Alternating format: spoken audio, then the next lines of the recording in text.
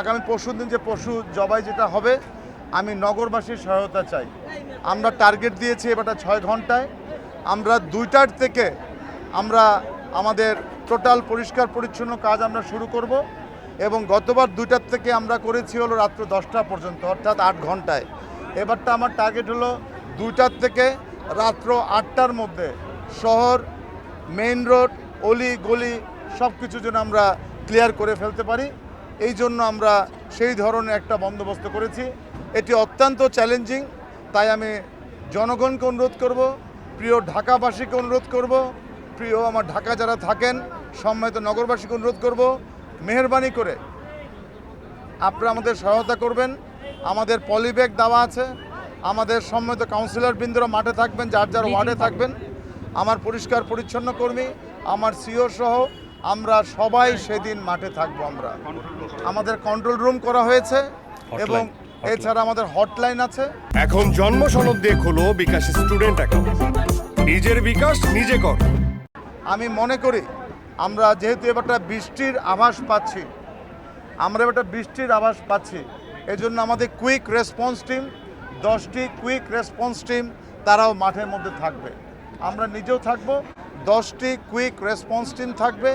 এছাড়াও আমাদের প্রত্যেকটি আমাদের বিভাগীয় প্রধান যারা আছেন তাদেরকে দিয়ে 10টা অঞ্চলে 10টা টিমও আমি করে দিয়েছি তদারকি করার জন্য। অর্থাৎ আমার সিও যেরকম আছেন, আমার চিফ ইঞ্জিনিয়ার আছে, আমার বর্জ্য প্রধান আছেন, তারা বিভিন্ন অঞ্চলে অঞ্চলে একজন করে বিভাগীয় প্রধানরা থাকবেন, তারা মনিটরিং করবেন।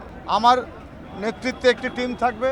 আমি যে কোনো জায়গায় যে কোনো অঞ্চল অথবা ওয়ার্ডে আমি যাব। এছাড়া প্রত্যেকটি অঞ্চল এবং প্রত্যেকটি ওয়ার্ডে ওয়ার্ড ভিত্তিক এবং অঞ্চল ভিত্তিক আমরা টিম করে দিয়েছি।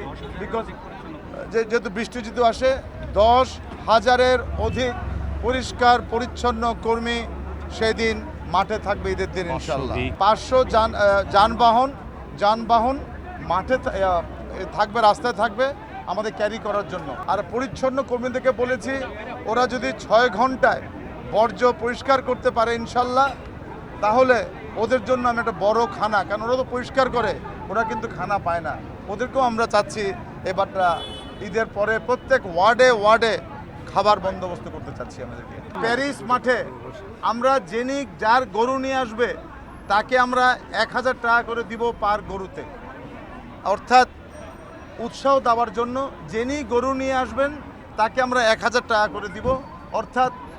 এবং আমরা ওখানে রিক্সার ভ্যান রাখবো, আমরা 500 রিক্সার ভ্যান রাখতেছি প্যারিস মাঠে। আমরা আশা করছি এবারটা 500 গরু যদি আসে আমাদের সিটি কর্পোরেশনের 5 লক্ষ টাকা খরচ হবে।